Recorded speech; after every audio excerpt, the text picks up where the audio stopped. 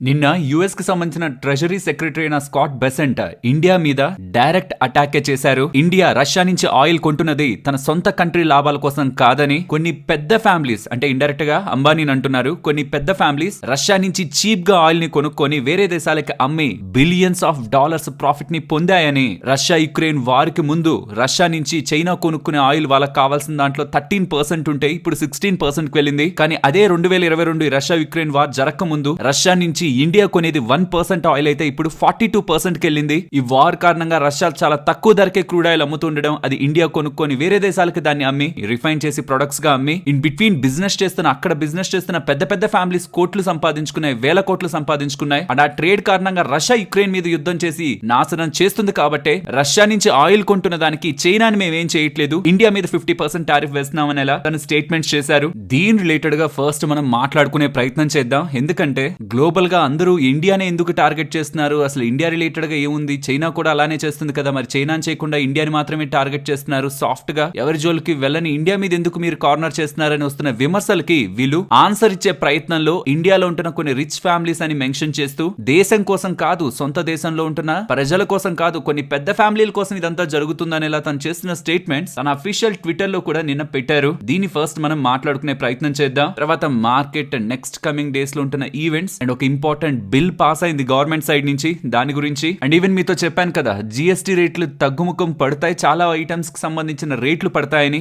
దాని కారణంగా big Boost domestic consumption పరంగా ఉంటుంది. కానీ నిన్నటి వీడియోలో అనుకున్నాం కదా ఈ జిఎస్టీ రేట్లు కట్ చేస్తారేమో, కట్ చేసాక కొందామేమో అని. ఈ ఫెస్టివ్ సీజన్ లో ఏదైతే సేల్స్ జరగాలో అవి తగ్గే అవకాశం ఉందని కూడా ఫైనాన్షియల్ ప్లాట్ఫామ్స్ లో డేటా పబ్లిష్ అవుతుంది. సో నిన్నటి జస్ట్ మన అజంప్షన్, ఇప్పుడు ఫైనాన్షియల్ ప్లాట్ఫామ్స్ లో కూడా ఈ డేటా ఉంది కాబట్టి దీని గురించి కూడా ఇవాళ వీడియోలో మాట్లాడుకొని ఏ కంపెనీస్ కి ఎలాంటి ఇంపాక్ట్ ఉంటుంది, వీలైతే ఏసీ కంపెనీస్ కి ఇంపాక్ట్ ఉంటుంది అంటున్నారు. సో వీటన్నిటిని కూడా డిస్కస్ చేసుకొని కమింగ్ టైమ్స్ లో అవి ఏవి పడితే మనం మంచి ఆపర్చునిటీగా చూడొచ్చన్న వాటిని కూడా మాట్లాడుకుంటూ వీడియోని ఎండ్ చేద్దాం. Hello friends, welcome to day trader Telugu. ఇందాక నేను మీకు ఇంట్రొడక్షన్ లో చెప్పిందే స్కాట్ బెసెంట్ రిలేటెడ్ గా, ఈ యుక్రెయిన్ యుద్ధం జరగక ముందు రష్యా నుంచి ఇండియా ఎంతైతే ఆయిల్ కావాలో అందులో రష్యా నుంచి కొనుక్కుంటున్నది 1%, లెస్ దాన్ 1% అంటున్నారు ఇన్ఫాక్ట్. బట్ ఇప్పుడేమో 42% రష్యా నుంచి ఆయిల్ కొనుక్కుంటుంది ఇండియా. కానీ అదే చైనా విషయానికి వస్తే 13% దగ్గర ఉంటది, అది ఇప్పుడు 16% అయింది. అక్కడేం పెద్ద జంప్ రాలేదు, ఇండియా నుంచి జంప్ వచ్చింది. కాబట్టి ఇండియాని టార్గెట్ చేస్తున్నామనేలా తను మాట్లాడుతున్నారు కదా. ఫస్ట్ దీని గురించి ఆన్సర్ చేస్తాను. తర్వాత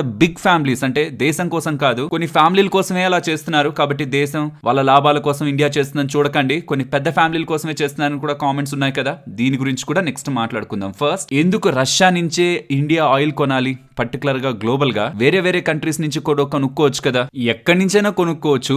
వేరే కంట్రీస్ కూడా, మిడిల్ ఈస్టర్న్ కంట్రీస్ బోల్డ్ ఉన్నాయి మనకి క్రూడ్ ఆయిల్ అమ్మడానికి. కానీ ప్రాబ్లం అంతా ఏంటంటే ప్రైజింగ్ అనేది డ్రాస్టిక్ గా ఇంక్రీజ్ అయిపోతుంది. మన Indian petroleum minister Hardeep Singh puri గారు ఇక్కడి నుంచి కొంత టైం బ్యాక్ చేసిన స్టేట్మెంట్స్ మీకు స్క్రీన్ ముందు ఉంచుతున్నాను. ఈవెన్ యునైటెడ్ స్టేట్స్ వాళ్ళు కూడా మమ్మల్ని అడిగారు, రష్యా నుంచి ఆయిల్ ని కొనుక్కోండి లేదంటే క్రూడ్ ఆయిల్ ధరలు భారీగా పెరిగిపోతాయి, ఎనర్జీని స్టెబిలైజ్ చేయడానికి మీకు ఎలాగో కన్సంప్షన్ స్ట్రాంగ్ గానే ఉంది కాబట్టి క్రూడ్ ఆయిల్ పరంగా రష్యా నుంచి వస్తున్న ఆయిల్ ని కొనుక్కోండి అని చెప్పారు. ఇఫ్ ఇన్ కేస్ మేము అలా రష్యా ఆయిల్ ని కానీ కొనకుండా ఉండి వేరే వాళ్ళ దగ్గర నుంచి, నార్మల్ గా మిగతా వాళ్ళ దగ్గర నుంచి, మిడిల్ ఈస్టర్న్ కంట్రీస్ దగ్గర నుంచే మా సోర్సెస్ ని పెట్టుకుంటే ప్రెసెంట్ $200 పర్ బ్యారెల్ కి క్రూడ్ ఆయిల్ వెళ్ళేది. మాకొకటి కాదు, ఇండియాకొకటి కాదు, ఫర్ ఆల్ గ్లోబల్ కన్స్యూమర్స్ అనేలా స్టేట్మెంట్స్ అయితే కనిపిస్తున్నాయి. సో ఎనర్జీ బ్యాలెన్సింగ్ కోసమే ఇండియా రష్యా నుంచి ఎక్కువగా ఆయిల్ కొనుక్కుంటుందని, అలాగే ప్రెసెంట్ ఉంటున్న కండిషన్ లో రష్యా మిగిలిన వాళ్ళతో పోలిస్తే $10 to $15 పర్ బ్యారెల్ దగ్గరగా బ్రెంట్ క్రూడ్ తో కంపేర్ చేస్తే మనకి డిస్కౌంట్ లో ఇస్తుంది. ఎగ్జాంపుల్, నార్మల్ గా బయట దేశాలు అమ్మే Brent crude oil $80 per barrel ఉందనుకోండి, రష్యా $60 నుంచి $65 పర్ బ్యారెల్ కి మనకి అమ్ముతుంది. నేను ఒక ఎగ్జాంపుల్ రిఫరెన్స్ కేసు కోసం చెప్తున్నాను. మరి యుద్ధం చేస్తుంది కదా వాళ్ళు, ఆ డబ్బులతోనే యుక్రెయిన్ మీద యుద్ధం చేస్తున్నారు కదా అంటే, వెనెజులా మీద శాంక్షన్స్ యుఎస్ గవర్నమెంట్ చాలా సందర్భాల్లో విధించింది కదా, for political and human right reason. Political గా దాన్ని అక్కడ బెండ్ చేయాలనుకుంది కదా. మరి ఇప్పుడు అదే వెనెజులా నుంచి యుఎస్ వాళ్ళు తక్కువ ధరకే, ఈవెన్ రష్యా వాళ్ళు అమ్ముతున్నట్టే వాళ్ళ దగ్గర నుంచి కూడా క్రూడ్ ఆయిల్ కొనుక్కుంటున్నారనేలా రీసెంట్ అప్డేట్స్ లో మనకి కనిపిస్తుంది. సో ఎవరికి ఏ సందర్భంలో ఎక్కడి నుంచి కొనుక్కుంటే అడ్వాంటేజ్ ఉంటుంది, అవి ప్రతి దేశం కూడా, చాలా దేశాలు కూడా వాళ్ళ సొంతంగా వాళ్ళ ఓన్ డెసిషన్స్ ని తీసుకుంటుంటాయి. బట్ యుఎస్ వాళ్ళు మాత్రం రష్యాని కార్నర్ చేయాలంటే మాకు ఇండియా తప్పితే ఇంకొక ఆప్షన్ లేదు. చైనా ఎందుకు కాదు అంటే, చైనా ఒకప్పుడు 13% కొనేది, ఇప్పుడు 16% వెళ్ళింది. బట్ ఇండియా 1% కొనేది 42% వెళ్ళింది. డ్రాస్టిక్ చేంజ్ ఇక్కడ ఉంది కాబట్టి మేము ఇండియాని టార్గెట్ చేస్తున్నాం అన్నారు. నిజంగా రష్యాని కంట్రోల్ చేయాలంటే ఎంతెంత పర్సెంట్ ఎక్కువ కొన్నారనేది పక్క నుంచి ఉంచితే చైనాను కూడా టార్గెట్ చేస్తే రష్యా మీద ఇంకా ప్రెషర్ పడుతుంది కదా. ఇండియా చైనాను కలిపి టార్గెట్ చేయొచ్చు కదా, కానీ చైనాని టార్గెట్ చేయలేరు. ఎందుకంటే వాళ్ళ దగ్గర రేర్ ఎర్త్ మ్యాగ్నెట్స్ రిలేటెడ్ గా పవర్ ఉంది. లాస్ట్ టైం ఇలా చేస్తేనే మేము రేర్ ఎర్త్ మ్యాగ్నెట్స్ పంపించమనేసరికి ఒక్కసారిగా యూఎస్ఏ దిగొచ్చింది. బట్ ఇండియా యూఎస్ రిలేటెడ్ గా కంట్రోల్ చేయగలిగేలా ఏది హ్యాండ్స్ లో లేకపోతూ ఉండడం వాళ్ళంతా గట్టిగా మాట్లాడుతున్నారు. అండ్ ఇప్పుడు ఇంపార్టెంట్ పాయింట్ కొద్దాం. ఇన్ఫాక్ట్ ఈ స్టేట్మెంట్స్ తర్వాత ఆర్ ఈవెన్ దీనికి ముందు కూడా ఇండియాకి సంబంధించిన బిగ్ ఆయిల్ కి సంబంధించిన లాబింగ్ జరిగింది. కేవలం కొన్ని ఫ్యామిలీస్ మాత్రమే ఇందులో లాభపడ్డ, ఇండియన్ ప్రజల కోసం కాదు ఇది అనేలా డేటా అయితే మనకి పబ్లిష్ చేస్తున్నారు. అండ్ ఏదైతే ఆ స్టేట్మెంట్స్ ఉన్నాయి దానికి తగ్గట్టే ఇక్కడ మనకి స్కాట్ బెసెంట్ దగ్గర నుంచి కూడా ఈ మాటలు వస్తున్నాయి. అండ్ ఈ స్కాట్ బెసెంట్ అండ్ యుఎస్ కి సంబంధించిన ఎవరెవరైతే ఇండియా రిలేటెడ్ గా అగైనెస్ట్ గా స్టేట్మెంట్స్ చేస్తున్నారో వాళ్ళ రిలేటెడ్ గా ఇంకొంత డేటాను తెలుసుకుందాం అని చూస్తున్నప్పుడు పర్టికులర్ గా స్కాట్ బెసెంట్ రిలేటెడ్ గా యుఎస్ ట్రెజరీ సెక్రటరీ రిలేటెడ్ గా తను జార్జ్ సారోస్ కి రిలేట్ అవుతున్న పర్సన్ అయితే తెలుస్తుంది. అంటే ఒక మెంటార్ లా తనను చూశారు. ఈవెన్ తను తర్వాత హెడ్జ్ ఫండ్ ని స్టార్ట్ చేసినప్పుడు కూడా, బెసెంట్ క్యాపిటల్ ని స్టార్ట్ చేసినప్పుడు కూడా, తర్వాత దాన్ని 2005లో క్లోజ్ చేశారులేండి. బట్ ఆ పాయింట్ లో కూడా జార్జ్ సారోస్ తో తనకి సంబంధాలు అయితే స్ట్రాంగ్ గా ఉన్నాయి. ఇప్పుడు ఈ జార్జ్ సారోస్ ఎవరు మోస్ట్లీ వినే ఉంటారు. మోడీని క్రిటిసైజ్ చేసే వ్యక్తి, ఇండియాని ఒక హిందూ నేషనలిస్ట్ స్టేట్ గా మార్చేస్తున్నాడు తనని 2020 డావోస్ స్పీచ్ లో వరల్డ్ ఎకనామిక్ ఫోరం లో తను కామెంట్స్ చేశారు. అండ్ 2023లో ఆదాని హిండెన్బర్గ్ ఇష్యూ నడిచింది కదా, ఆ పాయింట్ ఆఫ్ టైమ్ లో కూడా మీకు ట్రోజన్ వార్ గుర్తుందా? అంటే మీకు ఆ స్టోరీ గుర్తుందా? ట్రోజన్ వార్ లో అందులో అకిలీస్ ఉంటారు. తనకి మొత్తం బాడీ అంతా ప్రొటెక్షన్ ఉంటుంది కానీ ఫుట్ దగ్గర ప్రొటెక్షన్ ఉండదు అనమాట. కాబట్టి ప్యారిస్ బాణాన్ని కరెక్ట్ గా ఫుట్ మీద వేసేసరికి తను చనిపోతాడు. బికాస్ వాళ్ళ మదర్ ఒక వాటర్ లో డిప్ చేసినప్పుడు, ప్రొటెక్షన్ ఇచ్చే వాటర్ లో డిప్ చేసినప్పుడు కాలు పట్టుకొని డిప్ చేస్తుంటారు కాబట్టి ఆ కాళ్ళ దగ్గర చెయ్యి ఉంటుంది కాబట్టి అక్కడ ఒకటే వాటర్ తడిచి ఉండదు. మీకు గుర్తుందనే అనుకుంటున్నాను ఈ స్టోరీ. మీకు గుర్తుంటే ఒక ఎవరెవరికి గుర్తుందో వీలైతే ఒకసారి చెప్పడానికి ప్రయత్నించండి. సో ఇప్పుడు మోడీకి ఆదాని అనే వాళ్ళు అచిలీస్ హీల్ లాంటి వాళ్ళని ఇప్పుడు డైరెక్ట్ గా అక్కడ హిట్ చేస్తే, ఆదానిని హిట్ చేస్తే మోడీనే కొలాప్స్ అయిపోతాడని, అండ్ ఇండైరెక్ట్ గా కూడా తను కొన్ని ఎన్జిఓస్ ని ఇండియాకి అగైనెస్ట్ గా పొలిటికల్ గానే మోస్ట్లీ సో దట్ గవర్నమెంట్ ని మార్చాలనే ప్రయత్నం అనమాట. అండ్ కొన్ని కల్చరల్ అండ్ హిందూ రిలేటెడ్ గా కూడా అగైనెస్ట్ గా తను అజెండాస్ ని ప్రమోట్ చేస్తున్నాడు, ఫండ్ చేస్తున్నాడు అనేలా కూడా తన మీద ఆరోపణలు ఉన్నాయి. సో సింపుల్ గా సారోస్ అనే వ్యక్తి ఇండియాకి సంబంధించిన లీడర్షిప్ ని, ప్రెసెంట్ ఉన్న నరేంద్ర మోడీని ఇష్టపడరు. అండ్ నరేంద్ర మోడీకి సన్నిహితంగా ఉండే బిజినెస్ మెన్ ని ఇష్టపడరు. అండ్ మోస్ట్లీ తను సంపాదించిన డబ్బులంతా కూడా కరెన్సీ స్పెక్యులేషన్ ద్వారా సారోస్ అనే వ్యక్తి. ఈవెన్ తనకు ఒక పేరు కూడా ఉంది, the man who broke the bank of England అని. బ్రిటిష్ పౌండ్ 1992లో భారీగా షార్ట్ చేసి వేల కోట్లు సంపాదించిన వ్యక్తి అనమాట. సో ఇండియన్ గవర్నమెంట్ కి అగైనెస్ట్ గా, మోడీకి అగైనెస్ట్ గా తన వాదనలు చాలా వరకే గతంలో మనం విన్నాం. సో ఆబ్వియస్లీ ప్రెసెంట్ అదే గవర్నమెంట్ ఉంది కాబట్టి, సారోస్ కి సంబంధించిన వ్యక్తి కాబట్టి గవర్నమెంట్ కి అగైనెస్ట్ గా స్టేట్మెంట్స్ చేసే ఒక పని తను చేస్తూ ఉండొచ్చు. ఇది ఒక ప్రాబబిలిటీ. ఆర్ నిజంగానే ఇక్కడ ఓన్లీ ఇండియన్ కన్సంప్షన్ కోసం కాదు, కేవలం కొంతమంది వ్యక్తులు వేల కోట్లు సంపాదించడానికే ఇలా చేశారనుకుంటే అది రిలయన్స్ గురించే కదా ఇండైరెక్ట్ గా మాట్లాడుతున్నారు. మరి 2021 నుంచి చూసినా రిలయన్స్ ఇండస్ట్రీస్ స్టాక్ ధర ఎక్కడికి వెళ్ళలేదే. చాలా కంపెనీలు భారీగా పెరిగాయి. రిలయన్స్ వాళ్ళు కూడా పెట్రోకెమికల్ రిఫైనింగ్ లో ఉన్నారు కదా, వేల కోట్లు రిలయన్స్ లాభం పొందుంటే ఇలా కూడా జరుగుండాలి కదా. ఆర్ దీనికి ఇంకేనా అనదర్ యాంగిల్ ఉందా? ఉంటే కొంచెం క్లియర్ గా డేటాతో పాటు పెట్టారనుకోండి, కామన్ జనరలైజ్డ్ స్టేట్మెంట్స్ కాకుండా విత్ డేటాతో పాటు ఇదిగోండి రిలయన్స్ కింద వచ్చింది, లేకపోతే ఇలా జరిగింది అంటే బాగుంటుంది. కానీ జస్ట్ బురద చల్లేస్తాం, దాన్ని మీరే కడుక్కోవాలి అంటే బ్లంట్ గా ఒక స్టేట్మెంట్ చేసేస్తాం కంట్రీ మీద అండ్ ఆ కంట్రీ గవర్నమెంట్ మీద, వాళ్ళ విధి విధానాల మీద ఒక మాట అనేస్తాం అండ్ దాన్ని పట్టుకొచ్చి ఇలా ట్విట్టర్ లో పెట్టి నేషనల్ గా దానికి కవరేజ్ ఇస్తామంటే ఏ రకమైన ఇది. అండ్ ఇంకొక విషయం, నిజంగానే మనం వేరే దేశాల నుంచి క్రూడ్ ఆయిల్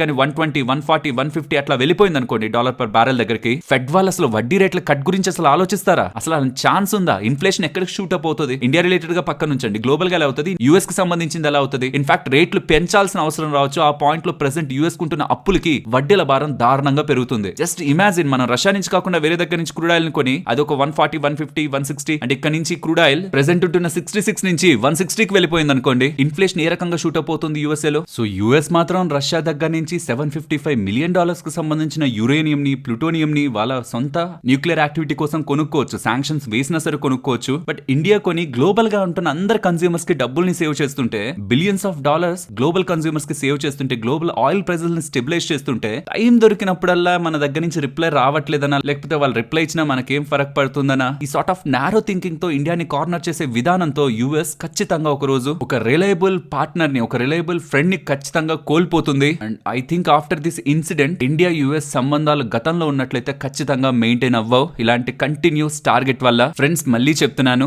ఏ కామెంట్స్ అయినా చేయొచ్చు ఎవరి మీదైనా, బట్ విత్ డేటా మాట్లాడుకోవాలి. అండ్ తను పొలిటికల్ పార్టీ లీడర్స్ పేర్లు కాదు తీస్తున్నది, డైరెక్ట్ గా మన దేశం పేరు మాట్లాడుతున్నారు. లీడర్స్ ఒకరుంటారు, ఇంకొకరు మారుతూ ఉంటారు, బట్ ఇండియాని యాజ్ ఎ కంట్రీగా తన విధి విధానాలని టార్గెట్ చేస్తున్నప్పుడు విత్ డేటా ఉంటేనే మాట్లాడాలి. రీసెంట్ గా మన మినిస్ట్రీ ఆఫ్ ఎక్స్టర్నల్ అఫైర్స్ వాళ్ళు చెప్పారు కదా, యుఎస్ ఎంత కొనుక్కుంటుంది, యూరోప్ ఎంత కొనుక్కుంటుంది, అలా డేటా టేబుల్ మీద పెట్టి ఆర్గ్యుమెంట్ చేయాలి. కానీ ఇలా బ్లంట్ గా ఒక దేశాన్ని కార్నర్ చేసే ప్రయత్నం అయితే చేయకూడదు. బట్ దీంతో నాకు ఒకటి క్లియర్ గా అర్థమవుతుంది, రష్యా యుక్రెయిన్ ఇష్యూ కానీ సార్ట్ అవుట్ అవ్వకపోతే వాళ్ళకి ముందుగా కనిపిస్తున్న ఒకే ఒక్క దేశం ఇండియా మాత్రమే. ఈవెన్ నిన్న White House spokesperson Karoline Leavitt చేసిన స్టేట్మెంట్స్ కూడా దీన్ని స్ట్రెంథన్ చేస్తున్నాయి. ఒకసారి తన మాటలను కూడా వినండి. Look, the president has put tremendous public pressure to bring this war to a close. He's taken actions, as you've seen, sanctions on India and other actions as well.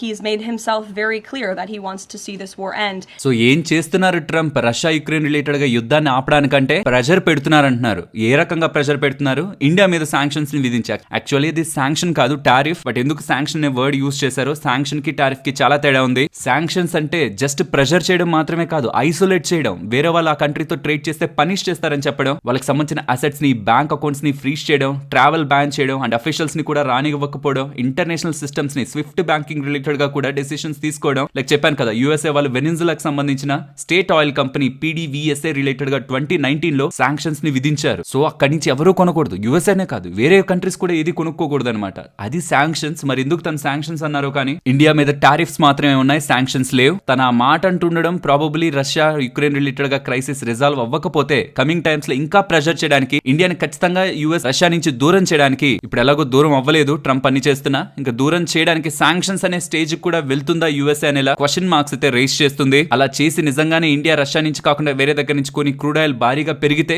నాకు తెలిసి అప్పుడు తెలిసి వస్తుంది యుఎస్ఏ కూడా ఎనర్జీ ఇంబ్యాలెన్స్ ఎక్కువగా ఉంటున్న వాళ్ళ దగ్గర నుంచి కాకుండా వాళ్ళని పక్కన పెట్టి మిగిలిన వాళ్ళ దగ్గర నుంచి కొంటే ఆ ప్రొడక్ట్ ఒక డిమాండ్ పెరిగి ఏ మేరకు క్రూడ్ ఆయిల్ టచ్ అవుతుంది, ఇన్ఫ్లేషన్ ఏ రకంగా ఉంటుంది, యుఎస్ అప్పులకి పెరుగుతున్న ఇన్ఫ్లేషన్ తో వడ్డీ రేట్ల కట్ చేయకుండా ఫెడ్ వాళ్ళు చేసే పనులకి బాధ్యత కూడా అప్పుడు యుఎస్ఏదే అవుతుంది. లెట్స్ సీ ఇది ఎలా ఎవాల్వ్ అవుతూ వెళ్తుందని క్లియర్లీ యుఎస్ఏ ఇండియాని అయితే టార్గెట్ చేస్తూ ఉంది. ఇక మార్కెట్స్ విషయానికి వస్తే గ్లోబల్ గా మార్కెట్స్ లో ఇవాళ పెద్ద స్ట్రెంత్ ఏం లేదు. పర్టికులర్ గా యుఎస్ మార్కెట్స్ లో మెగా టాప్ 7 కంపెనీస్ ఉంటాయి కదా, మెగా క్యాప్ కంపెనీస్ ఉంటాయా, like Google, Apple, Facebook, Microsoft, ఇవన్నీ ఆ ఇండెక్స్ 4% దగ్గరగా పడింది. ఎన్విడియా స్టాక్ కూడా 3.5% దగ్గరగా పడింది. కాబట్టి ఇక్కడ ఓవరాల్ నాస్డాక్ కూడా 1.5% పడింది. యూరోపియన్ మార్కెట్స్ కొంత మైల్డ్ రేట్ లోనే ఉన్నాయి, ఏషియన్ మార్కెట్స్ కూడా మిక్స్డ్ ఉన్నాయి. బట్ వీటన్నిటితో కంపేర్ చేస్తే ఇవాళ ఇండియా బెటర్ గానే మూవ్ అయింది. సో ఫోకస్ అంతా ఈ రష్యా యుక్రెయిన్ రిలేటెడ్ గా జరుగుతున్న డీల్ మీదే ఎక్కువగా ఉంది. ఎందుకంటే అది జరగకపోతే ఇండియాని ఎలా టార్గెట్ చేస్తారనేది మన మెయిన్ క్వశ్చన్. 27th ఆగస్ట్ నుంచి వాళ్ళు వేసిన 50% టారిఫ్లు అయితే అమల్లోకి వస్తాయి. దాని రిలేటెడ్ గా స్టెప్స్ అన్ని సెప్టెంబర్ 17th జరుగుతాయి. బట్ ఈ లోపు ఏమైనా డిస్కషన్ జరుగుతుందా అని చూడాలి. And Jackson whole symposium meeting అని చెప్పాను, ఈ ఫ్రైడే జరుగుతుందని.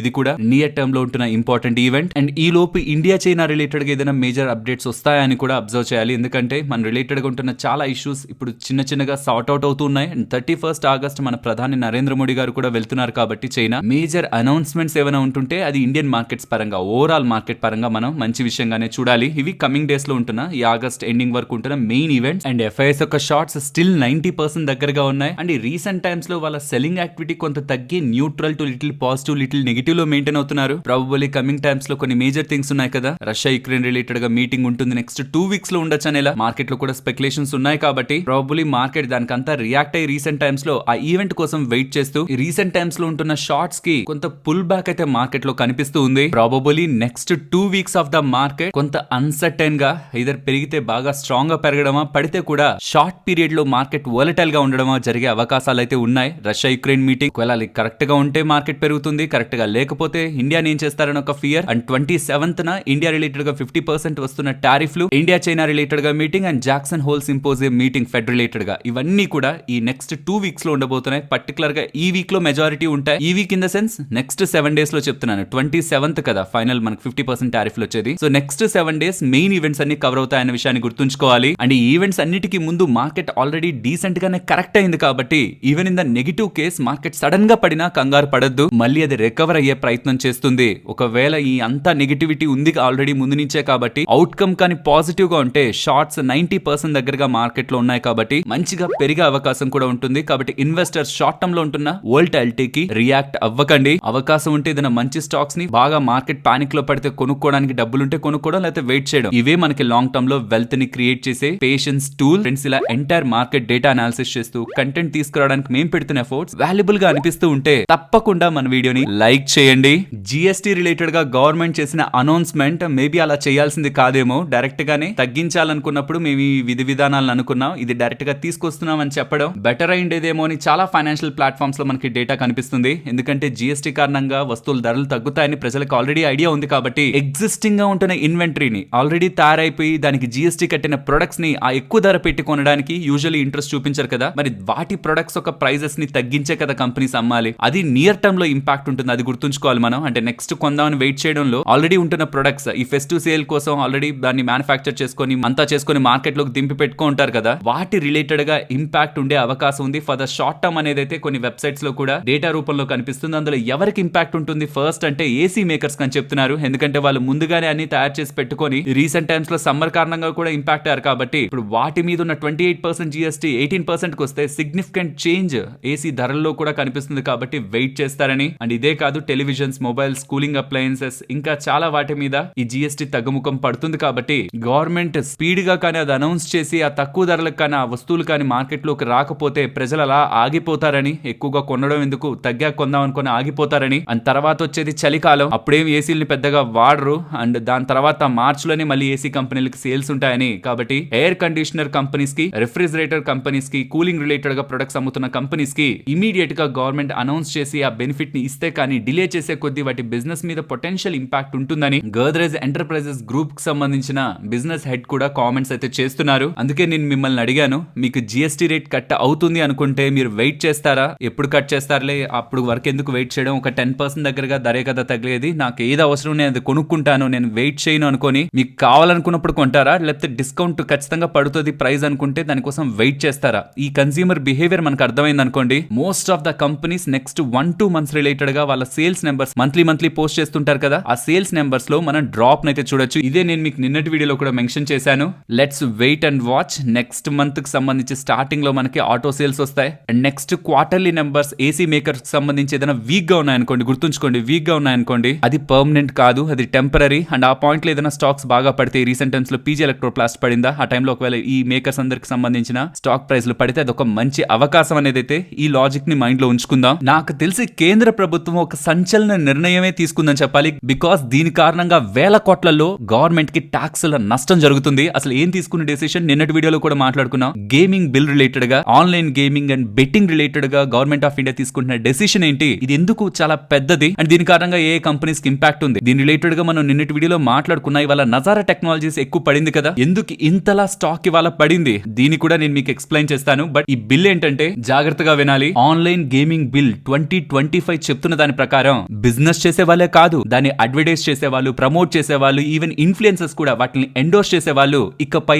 ఆపాలని, అలా ఆపకపోతే 3 సంవత్సరాల జైలు శిక్ష, ₹1,00,00,000 పెనాల్టీ పడుతుందని. ఆర్ ఆ కంపెనీ ఇంత చెప్తున్నా సరే ఆ కంపెనీ వాళ్ళు కానీ ఆ బిజినెస్ ని రన్ చేయాలని ప్రయత్నిస్తుంటే తప్పు చేసిన వాళ్ళకి పక్కన పెడితే దాని వెనకుంటున్న డైరెక్టర్లు అండ్ అఫీషియల్ గా యాక్షన్ తీసుకోవడానికి వెనకుంటున్న టీం ఉంటుంది కదా, వాళ్ళ మీద 2 సంవత్సరాల జైలు శిక్ష, 50 లక్షల వరకు పెనాల్టీని వేస్తారని. అండ్ వాళ్ళకి ఏ బ్యాంక్స్ కూడా సర్వీసెస్ ని అందించకూడదని. ఈవెన్ అది స్కిల్ బేస్డ్ గేమ్ అయినా, ఛాన్స్ బేస్డ్ గేమ్ అయినా, ఏదైనా ఆన్లైన్ గేమ్ అయితే చాలు, దాని నుంచి ఏ బిజినెస్ ఇండియాలో జరగకూడదనేలా డెసిషన్ తీసుకుంటూ ఉండడం చాలా వరకు ఆన్లైన్ గేమ్స్ రిలేటెడ్ గా ఇక ది ఎండ్ అవ్వబోతుందా అనేలా పెద్ద డిస్కషన్ నడిచింది. అండ్ దీని రిలేటెడ్ గా అశ్విని వైష్ణవ్ గారు ఉన్నారు కదా, ఈ railways, information and broadcasting, electronics and information technology related గా మినిస్టర్. తను ఈ ఆన్లైన్ గేమింగ్ కారణంగా యువత మీద ఎలాంటి ఇంపాక్ట్ పడుతుంది, సోషల్ గా కానీ, ఎకనామిక్ గా కానీ, సైకలాజికల్ గా కానీ ఎలాంటి కాన్సిక్వెన్సెస్ ఉంటున్నాయి, సెలబ్రిటీస్ కూడా దాన్ని ఎండోర్స్ చేసి దాన్ని ఎంత పెద్ద మొత్తంలో ప్రమోట్ చేశారు. అండ్ అల్గోరిథమ్స్ కూడా గేమింగ్ యాప్ ఎలా డిజైన్ చేయబడ్డాయంటే ఎట్లా తిరిగి స్టార్టింగ్ లో కొంత పెట్టినోడికే ఎక్కువ డబ్బులు ఇచ్చి తర్వాత టైంలో తనకి డబ్బులే రాకుండా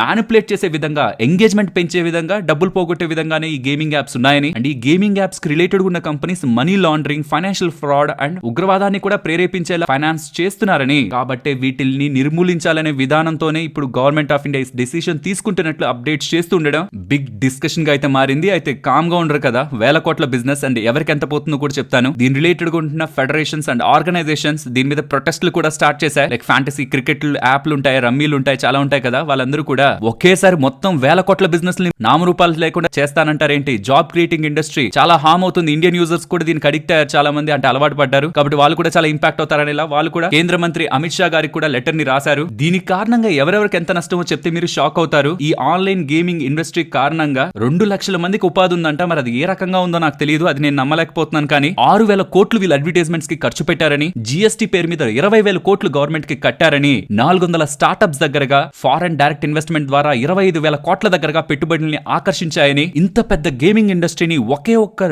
కొత్త బిల్ తో నామరూపాలు లేకుండా చేయాలని ప్రభుత్వం ప్రయత్నిస్తుందనేలా ఆవేదనలు అయితే వ్యక్తం అవుతున్నాయి. కానీ ఎంతమంది ఏం చేసినా దీని కారణంగా లక్షల కుటుంబాలు అస్తవ్యస్తం అయ్యాయి. చాలా మంది రోడ్డు మీద పడ్డారు అండ్ చాలా మంది వాళ్ళ ప్రాణాలను తీసుకునే స్టేజ్ కు వెళ్లారు. దీని కారణంగా డబ్బులు సంపాదించిన వాళ్ళు కొంతమంది అయితే అవి వందల్లో ఉంటారు, కోట్లు సంపాదించుండొచ్చేమో, బట్ కోల్పోయిన వాళ్ళు లక్షల్లో ఉన్నారు. కాబట్టి గవర్నమెంట్ ఆఫ్ ఇండియా తీసుకుంటున్న ఈ డెసిషన్ ఈవెన్ కొంతమందికి అన్ఎంప్లాయ్మెంట్ ని ప్రొవైడ్ చేసిన, జీఎస్టీ రూపంలో గవర్నమెంట్ కి డబ్బులు పోయినా ఖచ్చితంగా ఇది నేను మంచి నిర్ణయం అని అనుకుంటానని మీ అభిప్రాయాన్ని కూడా వీలైతే కామెంట్ సెక్షన్ లో చెప్పండి. జీఎస్టీ 20,000 కోట్ల దగ్గరగా కోల్పోవడం, అడ్వర్టైజ్మెంట్స్ లో 6,000 కోట్లు, ఇది ఇన్ఫ్లుయెన్సర్స్ కి పెద్ద పెద్ద స్టార్స్ కి వెళ్లిన డబ్బులు. 2 లక్షల మందికి దగ్గరగా ఉపాధి దీని కారణంగా కోల్పోతారంటున్నారు. కానీ 2 లక్షల మంది ఉపాధి ఎలా క్రియేట్ చేసుకోగలిగారు ఈ ఆన్లైన్, అది కూడా డిజిటల్ గా ఉంటున్న దాంట్లో అనేది ఒక్కటే నాకు క్లారిటీ లేదు. ఇంకేదైనా ఇంట్రెస్టింగ్ ఇన్ఫర్మేషన్ ఉన్నా దీని కారణంగా షేర్ చేస్తాను. సరే, మరి నజారా టెక్నాలజీస్ ఎందుకు పడింది? నజారా టెక్నాలజీస్ వాళ్ళకి ఎటువంటి రియల్ మనీ గేమింగ్ బిజినెస్ లో డైరెక్ట్ ఎక్స్పోజర్ లేదు. కానీ మూన్ షైన్ అనే కంపెనీలో 805 కోట్ల దగ్గరగా వీళ్ళు ఇన్వెస్ట్మెంట్ చేశారు. అంటే అది ఒక ఆన్లైన్ రమ్మీ టైప్ లో పోకర్ బాజీ అని ఒక బిజినెస్ ని రన్ చేస్తుంటది. సో ఈ మూన్ షైన్ అనే కంపెనీలో 46% వాటాని 805 crore పెట్టి కొనడం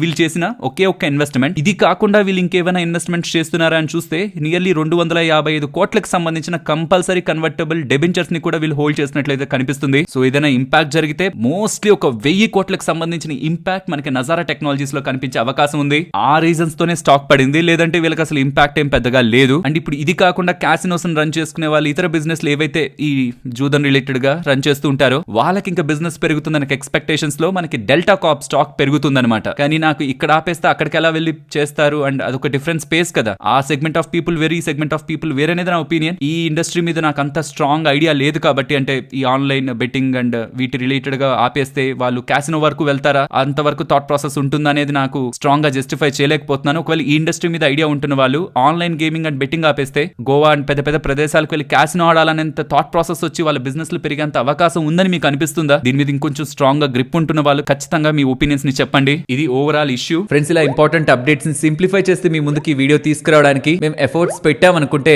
తప్పకుండా మన వీడియోని లైక్ చేయండి. నెక్స్ట్ జిరోదా వాళ్ళు ఒక కొత్త ఫీచర్ అయితే లాంచ్ చేశారు, second demat account opening related గా. దీని ఒక యూజ్ ఏంటంటే మన లాంగ్ టర్మ్ ఇన్వెస్ట్మెంట్ ని షార్ట్ టర్మ్ ట్రేడ్స్ తో సెపరేట్ చేయొచ్చని. సో దీంతో ఎవరెవరైనా ట్రేడ్ చేయాలనుకుంటున్న వాళ్ళు అన్నెసరీగా లాంగ్ టర్మ్ హోల్డింగ్స్ ని టచ్ చేయకుండా day to day trading temptation నుంచి లాంగ్ టర్మ్ ఇన్వెస్ట్మెంట్స్ ని పక్కనుంచుతూ వాళ్ళ ట్రేడింగ్ యాక్టివిటీని మాత్రమే ఆ పర్సన్ కి సంబంధించింది సెకండ్ డిమాట్ అకౌంట్ గా ఓపెన్ చేసుకొని దాంట్లోనే యాక్టివిటీ చేయొచ్చని. దీని కారణంగా టాక్సెస్ ని కూడా ఎఫిషియెంట్ గా మేనేజ్ చేయొచ్చు, ఆప్టిమైజ్ చేయొచ్చు. లాంగ్ టర్మ్ ఇన్వెస్టర్స్ కి షార్ట్ టర్మ్ రిలేటెడ్ గా తీసుకునే ఏ స్టెప్స్ లోనూ ఇన్వాల్వ్మెంట్ లేకుండా సెపరేట్ ఎంటిటీస్ గా దీన్ని మెయింటైన్ చేయొచ్చు అని చెప్తున్నారు. అండ్ జిరోదా ప్లాట్ఫామ్ ఉంటున్న వాళ్ళు కన్సోల్ లోకి వచ్చి డిమాట్ దగ్గరకు వస్తే ప్రైమరీ అని ఒకటి ఉంటుంది, దాని పక్కనే సెకండరీ అని ఉంటుంది. ఆ సెకండరీ దగ్గర ఇలా వచ్చి మీరు యాక్టివేషన్ చేయొచ్చు. అండ్ ఇఫ్ ఇన్ కేస్ ఎవరికైనా జిరోదా అకౌంట్ లేకపోతుంటే ఇండస్ట్రీలోనే ద బెస్ట్ లోయెస్ట్ చార్జెస్ ని చార్జ్ చేస్తూ డెలివరీ రిలేటెడ్ ఎటువంటి చార్జెస్ లేకుండా, అకౌంట్ ఓపెనింగ్ పరంగానే ఎటువంటి చార్జెస్ లేకుండా సెన్సిబుల్ అని, స్ట్రీక్ అని ఇలాంటి ప్రీమియం సాఫ్ట్వేర్స్ ని, ఈవెన్ టిజోరీకి సంబంధించిన దాంట్లో కూడా అడిషనల్ ఫీచర్స్ ని యాడ్ చేస్తూ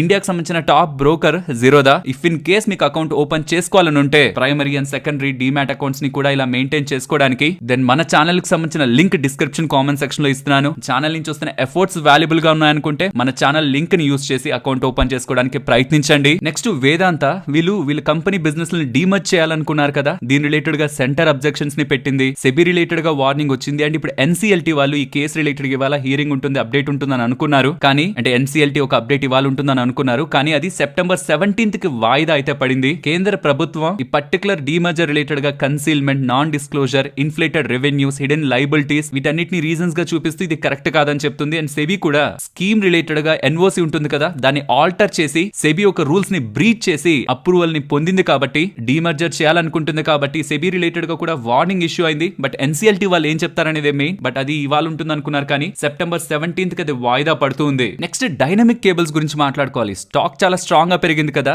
దీని రీజన్ వీళ్ళకి BIS bureau of Indian standards related గా లైసెన్స్ లభించాయని అప్డేట్ చేశారు. ఇది ప్రైమరీ అప్డేట్. ఇంకొకటి కెపాసిటీ రీఅసెస్మెంట్ రిలేటెడ్ గా ప్రొడక్షన్ కెపాసిటీని కూడా వీళ్ళు ఇంక్రీజ్ చేసుకుంటూ over last 6 months bottleneck ని రిమూవ్ చేసుకుంటూ అడిషనల్ కెపాసిటీని వీళ్ళు యాడ్ చేసుకోవడం కారణంగా మంత్లీ టర్న్ ఓవర్ 135 crore దగ్గరగా ఇప్పుడు ఇంప్రూవ్ అవుతుందని. 100 crore నుంచి ఇప్పుడు 135 crore అది ఇంప్రూవ్ అవుతూ ఆల్మోస్ట్ 35% వీళ్ళు ఎక్స్పెక్ట్ చేసిన దానికంటే ప్రొడక్షన్ జంప్ అవుతుందని ఇలా స్టేట్మెంట్ చేస్తుండడం. Like regulatory approval and capacity boost పరంగా వీళ్ళు చేసిన స్టేట్మెంట్స్ తో ఇంతలా 20% దగ్గరగా పెరిగింది. నెక్స్ట్ రిలయన్స్ ఇన్ఫ్రా వాళ్ళకి solar and battery power project NHPC వాళ్ళ దగ్గర నుంచి లభించిందని. 390 megawatt connected solar project with 780 megawatt battery energy storage system related గా BESS రిలేటెడ్ గా వీళ్ళకి లభించిన ఆర్డర్ నెల అప్డేట్స్ అయితే ఎక్స్చేంజెస్ కి చేశారు. దీంతో వీళ్ళ టోటల్ సోలార్ రిలేటెడ్ గా 3 gigawatt and total storage related గా 3.5 గిగావాట్ దగ్గరగా వీళ్ళకి బిజినెస్ కరెంట్లీ ఉందని మెన్షన్ చేస్తున్నారు. Next US based Citadel securities వాళ్ళు జేన్ స్ట్రీట్ తర్వాత ఆప్షన్ ట్రేడర్స్ ని హైర్ చేసుకొని ఇండియాలో వాళ్ళ ఆపరేషన్స్ ని పెంచుకోవడానికి ప్రయత్నిస్తున్నట్లు డేటా అయితే కనిపిస్తుంది. సో ఆప్షన్ ట్రేడర్స్ కి జాబ్స్ లా అనమాట. యాక్చువల్లీ గుర్గావ్ లో వాళ్ళ ఆఫీస్ 2022 లోనే స్టార్ట్ చేశారు, బట్ చాలా తక్కువ ఆపరేషన్స్ తో. బట్ ఇప్పుడు ఎక్స్పాండ్ చేయాలని చూస్తున్నట్టు ఈక్విటీస్ అండ్ డెరివేటివ్స్ లో పెద్ద మొత్తంలో బిజినెస్ చేయడానికి వీళ్ళు ప్రయత్నిస్తున్నట్లు చెప్తున్నారు. నెక్స్ట్ అరబిందో ఫార్మా వీళ్ళు జెంటివా వాళ్ళని $5.5 బిలియన్ పెట్టి కొంటున్నారని, నియర్లీ 47,900 crore ఇంత పెద్ద ట్రాన్సాక్షన్ తో ఆ పర్టికులర్ కంపెనీలు వీళ్ళు అక్విజిషన్ చేయడానికి ప్రయత్నిస్తున్నారని అప్డేట్స్ చేస్తూ ఉండడం స్టాక్ ఇవాళ పడింది. ఎందుకు పడింది? దీని ద్వారా ఏంటి నెగిటివ్ అంటే ఇది ఒక లార్జ్ అక్విజిషన్, మోస్ట్లీ ఇది డెట్ ద్వారానే, అప్పు ద్వారానే చేయాలి. 2019 లో వీళ్ళు సిమిలర్ గానే శాండోజ్ అనే కంపెనీని అక్విజిషన్ చేశారు. 2019 లో ఇనార్గానిక్ గ్రోత్ కోసం ప్రయత్నించి సిమిలర్ వేలోనే ప్రయత్నించారు, బట్ అప్పుడు ఫెయిల్ అయ్యారు. సో ప్రాబబుల్లీ ఈ అక్విజిషన్ కూడా అలానే వెళ్తుందేమో. అప్పుల్ని పెంచుకొని తీసుకుంటున్న కంపెనీ ద్వారా పెద్దగా బిజినెస్ లో గ్రోత్ ఉండదేమో అని మార్కెట్ లో ఉంటున్న కన్సర్న్స్ స్టాక్ రిలేటెడ్ గా వాళ్ళు ఇంపాక్ట్ అయ్యాయి. అండ్ వీళ్ళు ఆల్రెడీ $1.4 బిలియన్ దగ్గరగా మల్టిపుల్ అసెట్స్ లో ఇన్వెస్ట్ చేశారు. ఇంకా అవి బిజినెస్ లోకి యాడ్ అవ్వలేదు. మళ్ళీ ఇంకొక కొత్త బిజినెస్ ని అది పెద్ద మొత్తంలో ఇన్వెస్ట్ చేసి చేస్తున్నారు అంటూ ఉండడం, వాల్యుయేషన్స్ కూడా compared with market expectations hire గానీ డీల్ జరుగుతూ ఉండడం. ఇప్పుడు వీళ్ళు ఏదైతే కొంటున్నారో జెంటివా అని, అది యూరోపియన్ మార్కెట్స్ సంబంధించింది. మార్జిన్ స్ట్రాంగ్ గానే ఉంటున్న బిజినెస్, బట్ దీన్ని ఎలా ఎగ్జిక్యూట్ చేస్తారనే కన్సర్న్స్, వీళ్ళ పాస్ట్ హిస్టరీతో లింక్ అవుతున్న కన్సర్న్స్ స్టాక్ ఇవాళ ఫాలో అవడానికి ప్రధానమైన కారణం. అండ్ దీనికి అరబిందో ఫార్మా వాళ్ళు రెస్పాండ్ అవుతూ ప్రెసెంట్ ఎటువంటి బైండింగ్ అగ్రిమెంట్ కుదరలేదని, అంటే ఫైనల్ డెసిషన్ అయితే ఇంకా జరగలేదని ఇలా క్లారిఫికేషన్ అయితే ఇస్తున్నారు. బట్ స్ట్రాటజిక్ ఆపర్చునిటీస్ కోసం చూస్తున్నట్లు కూడా మెన్షన్ చేస్తున్నారు. సో ఈ డీల్ జరిగిందని చెప్పట్లేదు, జరగదు అని చెప్పట్లేదు. ప్రాబబ్లీ ఈ పాయింట్ కి ఫైనల్ అవుతున్నట్లయితే కనిపించట్లేదు. బట్ మార్కెట్ సర్టెన్ టైం తర్వాతనే వీళ్ళు ఇది అఫీషియల్ గా అనౌన్స్ చేస్తారని ముందుగానే అనుకుంటూ స్టాక్ లో ఇవాళ ఇంపాక్ట్ అయితే చూపించింది. ఫ్రెండ్స్, ఈ క్లిప్స్ అన్ని కూడా కొంచెం మీకు డిస్టర్బెన్స్ తో, వేరే రకమైన సౌండ్ క్వాలిటీతో ఉంటాయి. కొంచెం అర్జెన్సీ ఉండి వేరే దగ్గరికి వెళ్ళాను. సో అక్కడ చిన్న మైక్ తో రికార్డ్ చేస్తున్నాను. సో ఈ ఒక్క స్టాక్ ని కొంచెం రాడార్లో అయితే ఉంచండి. ఆల్మోస్ట్ 52 వీక్స్ హైస్ నుంచి స్టాక్ 50% దగ్గరగా కరెక్ట్ అయింది. ఇప్పుడు ఎందుకు దీన్ని రాడార్లో ఉంచాలంటే, బిజినెస్ గురించి మాట్లాడుకుందాం. రాడార్లో ఉంచాలంటే ప్రమోటర్ స్ట్రాంగ్ గా ఈ పాయింట్ లో బై చేస్తున్నారు. 26,30,00,000 సంబంధించి బయింగ్ అయితే ప్రమోటర్ గ్రూప్ నుంచి నిన్న కనిపిస్తుంది. సో యూజువల్ గా ఎప్పుడు ప్రమోటర్స్ డబ్బులు పెడతారు, ఖచ్చితంగా కంపెనీ రిలేటెడ్ గా గ్రోత్ ఉంటుంది, కమింగ్ టైమ్స్ లో వాళ్ళకి లాభం ఉంటుందంటేనే కదా లాజికలీ మీరైనా నేనైనా ప్రమోటర్ ఎవరైనా డబ్బులు పెడతారు. అండ్ ఈ ఒక బిజినెస్ ప్లాస్టిక్ పైప్స్ ఇండస్ట్రీ పరంగా ఉంటుంది. ఇందులో ఇక్కడ మార్కెట్ షేర్ ఇక్కడ మీకు స్క్రీన్ మీద నేను ఇక్కడ హైలైట్ చేస్తున్నాను చూడండి. సుప్రీం ఇండస్ట్రీస్ వాళ్ళకి 11% షేర్ ఉంటే, ఆశీర్వాద్ వాళ్ళకి సంబంధించి 9%, ఫినోలెక్స్ 8%, ఆస్ట్రాల్ 7%, ఇప్పుడు మాట్లాడుతున్న కంపెనీకి 7%, అండ్ ప్రిన్స్ వాళ్ళకి 5% ఉంటుంది. And organised players market share ని గెయిన్ అవుతున్నారు. ఒక 10-15 ఇయర్స్ బ్యాక్ వాళ్ళకి 50% మార్కెట్ షేర్ ఉంటే, ఇందులో ఇప్పుడు 70% దగ్గరగా ప్రెసెంట్ వాళ్ళకి మార్కెట్ షేర్ అయితే ఇంక్రీజ్ అయింది. స్లోలీ ఆర్గనైజ్డ్ ప్లేయర్స్ గేమ్ అయితే ప్లే చేస్తున్నారు ఇందులో. అండ్ ఈ బిజినెస్ కూడా కొంత ఇంట్రెస్టింగ్ బిజినెస్, బట్ కొన్ని హెడ్ విన్స్ తో రీసెంట్ టైమ్స్ లో మనకి స్టాక్ లో అయితే కొంత ఫాల్ అయితే కనిపించింది. అండ్ రీసెంట్ టైమ్స్ లో అది బాటమ్ అవుట్ అయి కొంత ఇంప్రూవ్ అవుతున్నట్టు, అండ్ ప్రమోటర్ బయింగ్ కూడా ప్యారల్ గా కనిపిస్తుంది. కాబట్టి బిజినెస్ రిలేటెడ్ గా కమింగ్ టైమ్స్ లో స్టాక్ పరంగా వస్తున్న ఇంట్రెస్టింగ్ అప్డేట్స్ పరంగా ఇన్వెస్టర్స్ ఒక ట్రాక్ చేయడం అనేది లాజికల్ అనిపిస్తుంది నాకు ప్రెసెంట్. మీరు ఫ్రీ టైమ్ లో ఉన్నప్పుడు కూడా దీని రిలేటెడ్ గా స్టడీ చేయడానికి ప్రయత్నించండి. అండ్ బ్యాక్గ్రౌండ్ ఏదైనా నాయిస్ వస్తుంటే కొంత అవాయిడ్ చేయండి. ఫైనలీ ఎయిర్టెల్ వాళ్ళు కూడా $249 ప్లాన్ ని డిస్కంటిన్యూ చేస్తున్నట్లయితే చెప్తున్నారు. సో మొన్న జియో వాళ్ళు తీసేశారు, $299 కి వెళ్ళిపోయారు. ఇప్పుడు ఎయిర్టెల్ వాళ్ళు కూడా మినిమం $249 ప్లాన్ ని తీసేశారు. సో ఎవరైనా usually Jio and Airtel SIM లు వాడుతున్నారు అనుకోండి, ఇప్పుడు ఒక్కొక్క దానికి $300 రీఛార్జ్ చేయాల్సి ఉంటుంది. పర్ మంత్ $600 జస్ట్ ఆ సిమ్స్ ని యాక్టివ్ లో పెట్టుకోవడానికి. సో ఇలా వెనస్డే నుంచి ఎయిర్టెల్ వాళ్ళు ఈ ఎంట్రీ లెవెల్ ప్లాన్ $249 ప్లాన్ ని రిమూవ్ చేస్తున్నట్లయితే చెప్తున్నారు. సిమిలర్ గా జియో చేశారు, ఇప్పుడు ఎయిర్టెల్ చేస్తున్నారు. అండ్ వోడాఫోన్ ఐడియాలో అయితే ఇలాంటి ప్లాన్స్ ఏం లేవు. సో స్లోగా ఈ టెలికాం కంపెనీస్ కస్టమర్ పాకెట్ లో నుంచి మనీ ఎక్కువ ఎర్న్ చేయడం ఎలా అనేది స్మార్ట్ గా థింక్ చేస్తున్నట్లయితే అర్థమవుతుంది. బట్ స్టిల్ BSNL రిలేటెడ్ గా టారిఫ్ ప్రైజెస్ అయితే సబ్స్టాన్షియలీ లోయర్ సైడ్ ఉన్నాయి. కానీ సిగ్నల్ ఎలా ఉంటుంది, డేటా స్పీడ్ ఎలా ఉంటుందని ఒక కన్సర్న్స్ తోనే ఎవరు అంతగా వెళ్ళట్లేదు. అండ్ BSNL వాడుతున్న వాళ్ళు నెట్వర్క్ క్వాలిటీ రిలేటెడ్ గా, BSNL స్పీడ్ రిలేటెడ్ గా మీ ఒపీనియన్స్ ని వీలైతే చెప్పండి. వాడుతున్న వాళ్ళు మాత్రం ప్రాబబ్లీ వాళ్ళు స్ట్రాంగ్ ఇన్ఫ్రాస్ట్రక్చర్ ని మెయింటైన్ చేస్తే చాలా వరకు జియో అండ్ ఎయిర్టెల్ నుంచి షిఫ్ట్ అయ్యే ఛాన్సెస్ కూడా ఉంటాయి. బట్ ప్రాపర్ ఇన్ఫ్రాస్ట్రక్చర్ లేకుండా ఎంత తక్కువ ధరకు పెట్టినా సరే షిఫ్ట్ అని మాస్ లెవెల్లో షిఫ్టింగ్ అయితే ఎయిర్టెల్ అండ్ జియో నుంచి ఖచ్చితంగా వెళ్ళదు BSNL కి. సో ఆ కేసెస్ లో జియో అండ్ ఎయిర్టెల్ జియోపోలిని ఈ టెలికాం ఇండస్ట్రీలో మెయింటైన్ చేస్తారు. ఇండియన్ రైల్వేస్ లో ట్రావెల్ చేస్తున్న వాళ్ళకి ఒక బిగ్ షాక్ ఇండియన్ రైల్వేస్ అయితే ఇవ్వబోతుంది. ఫ్లైట్స్ లో ఎలా అయితే మనం బ్యాగేజ్ ని ఇంతకు మించి తీసుకెళ్లకూడదు అని ఎలా రూల్స్ ఉంటాయో, ఇకపై